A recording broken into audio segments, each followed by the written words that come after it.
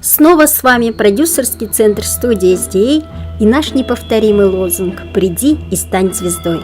Мы продолжаем увлекательное путешествие по итогам мероприятия «Голос Евразии».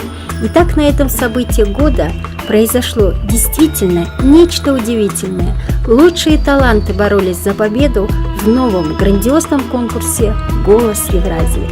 Вторая часть программы была очень насыщенная. Несколько номинаций: «Мода Евразии», «Танцоры Евразии» и «Голос Евразии» боролись как в своей номинации за титул, так и за главный приз Гран-при.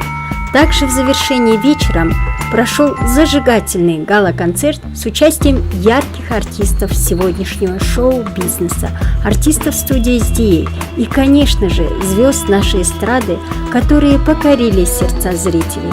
В конкурсе «Голос Евразии» приняли участие ребята не только разного возраста, но и разных стран.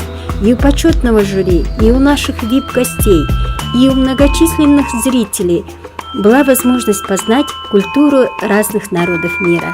И в этом во многом заслуга нашей съемочной группы Ethercap Company, которая задолго до начала мероприятия уже создала интереснейшие видеовизитки, где постарались максимально точно передать образ каждого участника и продолжает удивлять красивыми видеороликами по происшествии такого события. В завершение хочу сказать, что по всей Евразии, а теперь уже и по всему миру, очень много талантливых людей.